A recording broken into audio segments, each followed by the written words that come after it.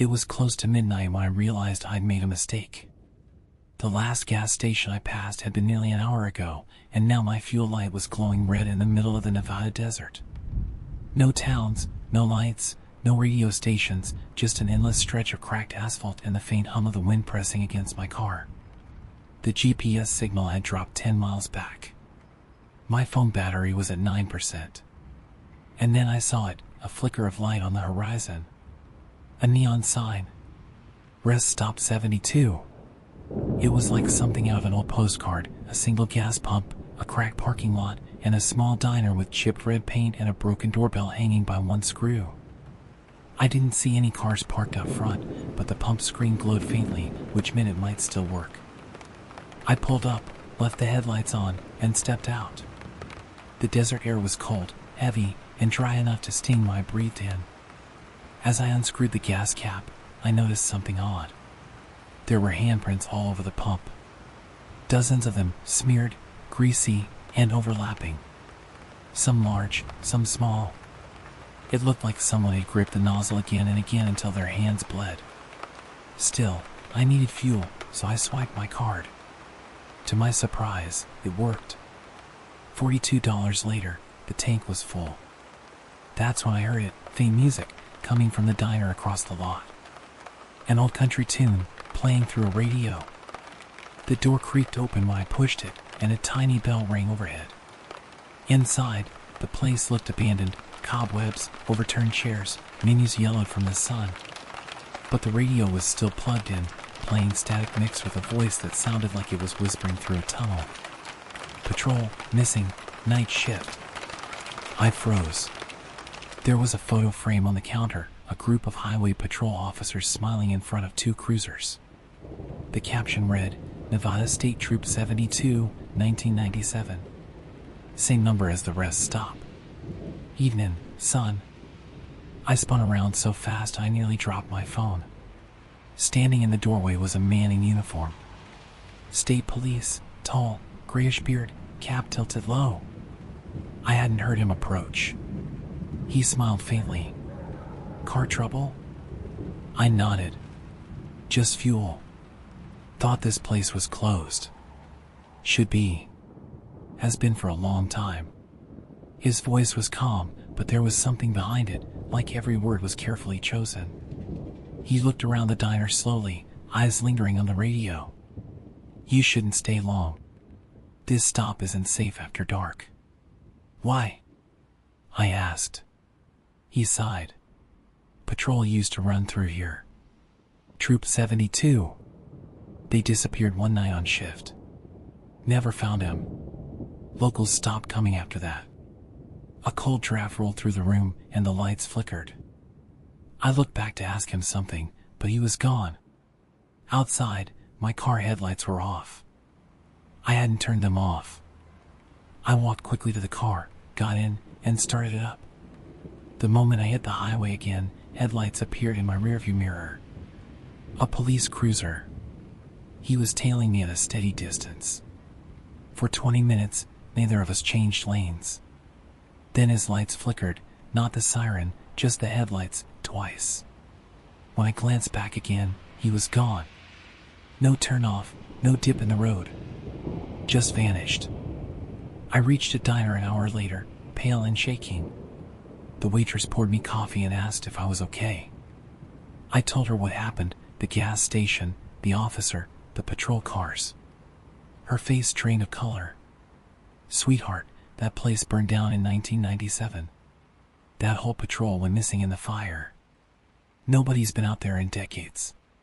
She walked to the back and returned with a photo board, local history stuff. And there he was. The same officer I'd spoken to, his face smiling from an old, faded picture. Underneath his photo was a short note. Trooper Dale Reynolds, last seen leaving Rest Stop 72.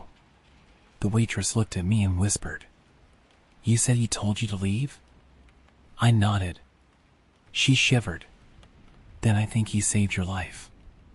They say the ones who stop there now don't always leave.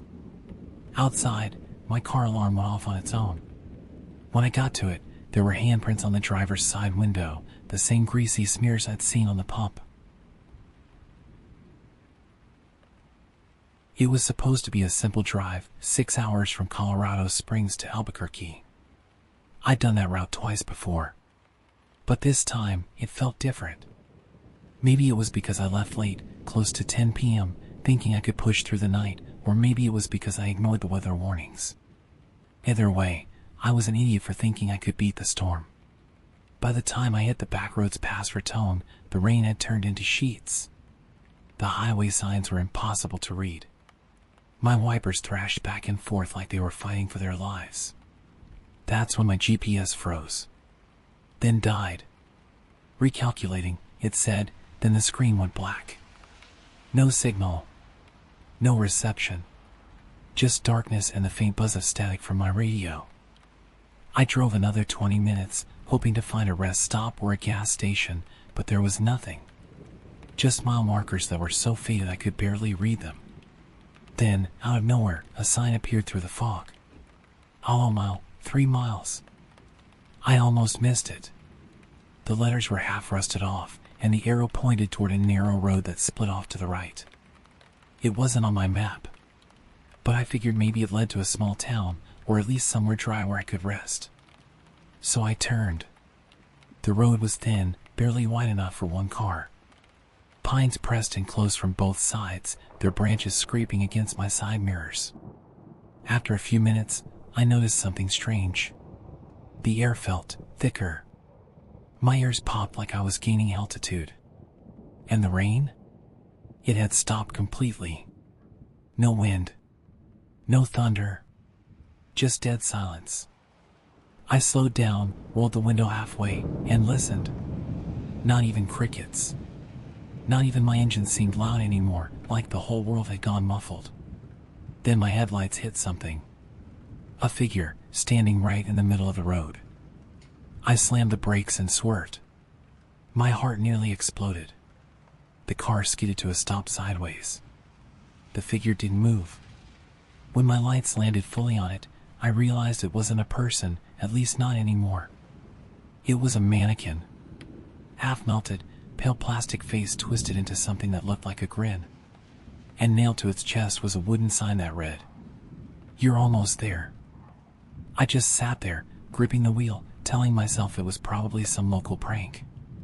But my pulse wouldn't slow down. When I tried to reverse, the tires spun uselessly in the mud. No traction. I had no choice but to move forward. About a mile later, I saw faint lights through the trees. A small town, or what used to be one. Wooden shacks, boarded windows, and a single gas station with a flickering sign that read, Hollow Mile General Store. The pump looked ancient, but a faint digital screen glowed.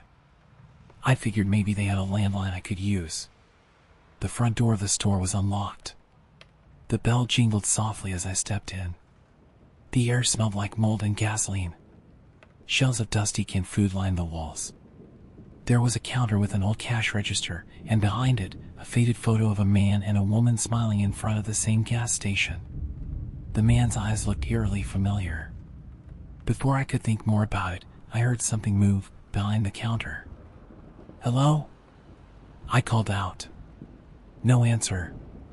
Just a sound like fabric shifting slowly against wood. When I peeked behind the counter, I froze. There was a man sitting on the floor, knees tucked up, head bowed forward.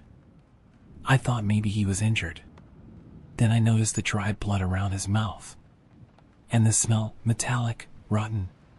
He'd been dead for days. A small name tag on his chest read Earl. I stumbled back, gagging, and ran for the door, but before I reached it, something moved in the reflection of the window. Not outside. Inside. A figure was standing in the middle of the aisle, pale, motionless. Another mannequin. But this one had hair. Long, dark hair. A wig? No, it looked too real. It was wearing the same clothes as the woman from the photo behind the counter. And in its hand was a piece of paper. When I got close enough to read it, my stomach turned cold. It said, "Don't leave. They notice." That's when I heard footsteps. Slow, deliberate, heavy. Coming from outside. I crouched low, peeking through the window. There were people walking down the street.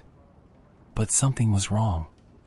Their movements were off, jerky, uneven, like puppets being dragged by invisible strings. And every few seconds, their heads would twitch in the same direction, toward the gas station. I ran to the back door, but it was chained shut. When I turned back, one of them was pressed against the glass, face tilted, mouth open in a soundless scream. I could see the whites of his eyes, blank, lifeless, like he wasn't really seeing me. Then another appeared beside him. And another. Until the windows were lined with pale faces, all staring in. I panicked, bolted through a small hallway that led to a storage room. There was an old metal staircase leading down, probably to a cellar. I hesitated only a second, then descended. The air grew colder with every step. At the bottom, a generator hummed quietly beside shelves filled with jars, each one labeled with dates, some going back decades. Inside were objects, teeth, locks of hair, coins, even a child's shoe. And then I saw the wall. Dozens of Polaroids, pinned in neat rows.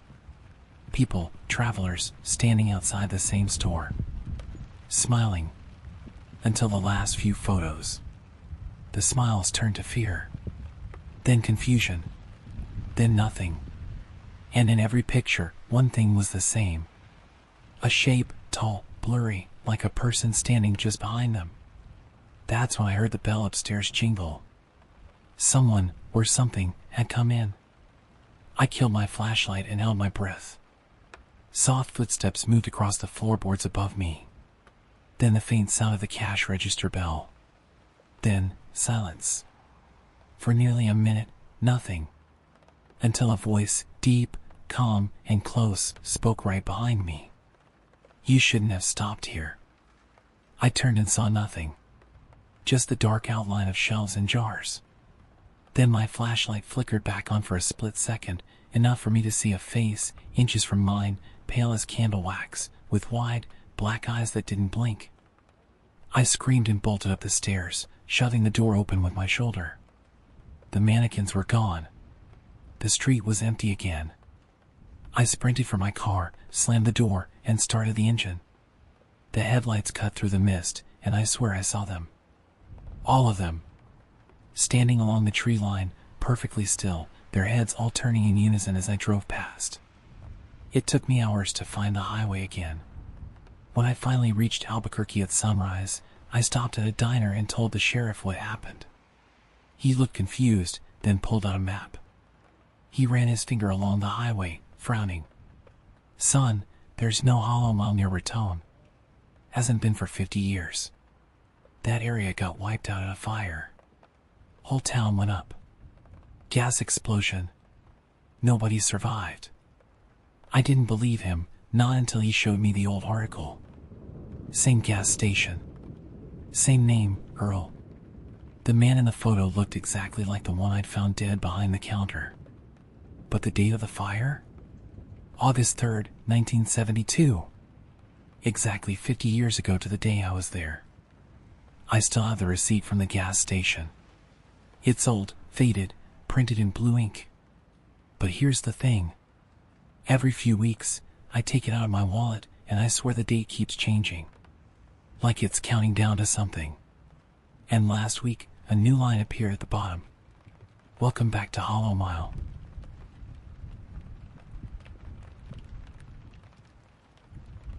Two winters ago, I took a night shift delivery route to make extra cash, Pennsylvania back roads, nothing but empty forest and forgotten towns. I was on Route 19, just after 11 p.m., when the fog rolled in so thick my eye beams looked useless. That's when I saw her. A girl, standing on the side of the road, soaked from the rain, thumb out. She couldn't have been more than 20. I hesitated. But she looked terrified. I stopped. She opened the passenger door slowly, like she'd done it before. Her voice was soft. Thanks. I just need to get to Brindlewood. I nodded, even though I'd never heard of that town. My GPS didn't recognize it either.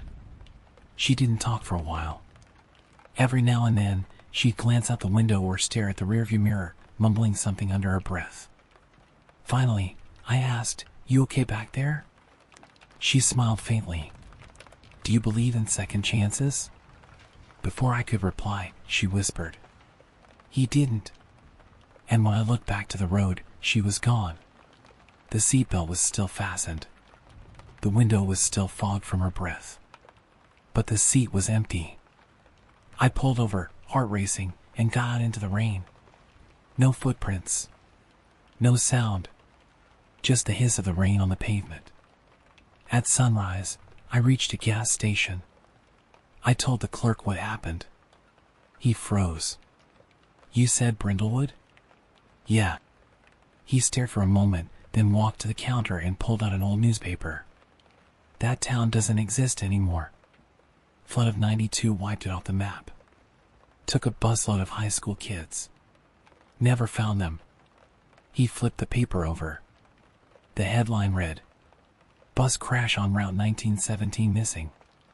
And among the photos, the girl. Same face. Same backpack. Her name was Lila Bryn. According to the article, her father had been the bus driver. They said she was the last person seen before the crash. She tried to convince him to stop when the storm worsened. Her last words, according to the report. Do you believe in second chances? I left the gas station shaking. But before I drove off, I noticed something in my passenger seat. A small, waterlogged photo. Lila, smiling beside her father. And on the back, in smeared ink, Thank you for the ride.